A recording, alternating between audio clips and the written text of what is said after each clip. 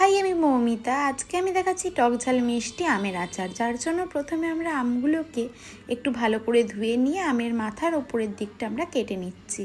এরপর তার গায়ে থাকা ছালটাকে আমরা ভালো করে ছাড়িয়ে নিচ্ছি।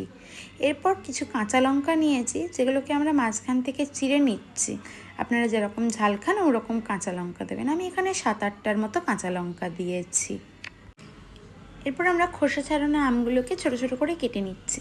আমি এখানে দেখিয়ে দিয়েছি কেমনভাবে আমগুলো কাটছি। আপনারা যেরকম ইচ্ছা কাটতে পারেন, কিন্তু আমার এটাই ভালো লেগেছে, আমার এটা ইজি লেগেছে, তাই জন্য আমি এরকমভাবেই আমগুলোকে কেটে নিচ্ছি।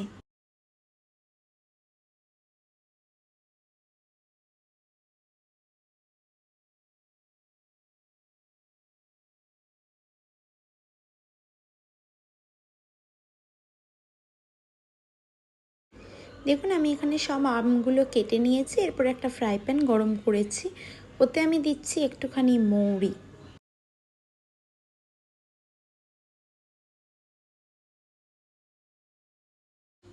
এরপর আমি দিয়ে দিচ্ছি সাদা কালো সর্ষে।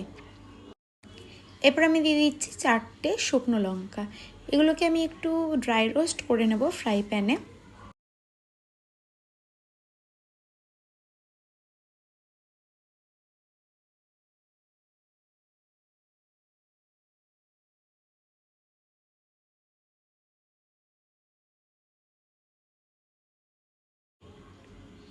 এগুলোকে ড্রাই রোস্ট করার পর আমি এতে একটু দিয়ে দিচ্ছি জোয়ান। এগুলোকে তারপর আমি ফ্রাই প্যান থেকে নামিয়ে এটাকে একটা পাউডার করে দিয়েছি মিক্সিতে গুঁড়ো করে।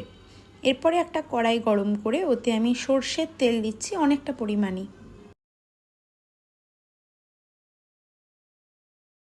সর্ষের তেলটা গরম হয়ে গেলে এতে আমি দিয়ে দিচ্ছি 5 ফোড়ন।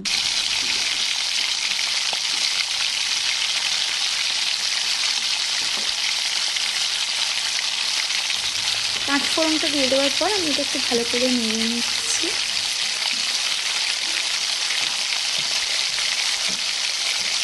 এরপর আমি এতে কেটে রাখা আমগুলো দিয়ে দিচ্ছি।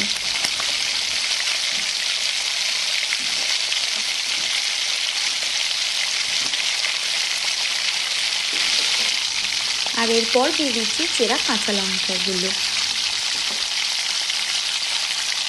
তারপর ভালো করে সবটা মিশিয়ে নিচ্ছি একসাথে।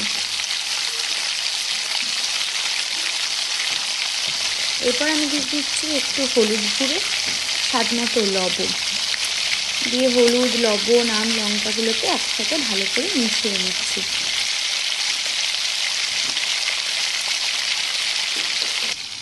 আমি যেহেতু টক ঝাল মিষ্টি আমের আচার বানাচ্ছি, তাই জন্য আমি এখানে মিষ্টিটা একটু বেশিই দিয়েছি। আমার আচারে একটু মিষ্টিটা বেশিই ভালো লাগে।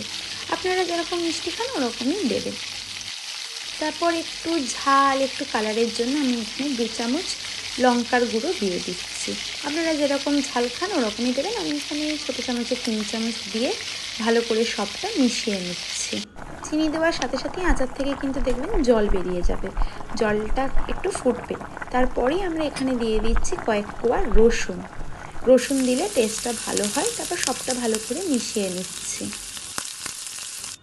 আমরা প্রথমে যে মশলাটা বানিয়েছিলাম, ভাজা মশলাটা, ওইটা আমরা শেষে দিয়ে দিচ্ছি। আর দিয়ে দিচ্ছি একটু ব্ল্যাক সল্ট। এরপরে ওই জলটা একটু শুকিয়ে গেলে, তেল ছেড়ে দিলে আমরা এটাকে নামিয়ে নিচ্ছি একটা বাটিতে। ব্যাস, এই ছিল আজকে টক মিষ্টি ঝাল আমের আচার। আপনারা অবশ্যই ট্রাই করে জানাবেন।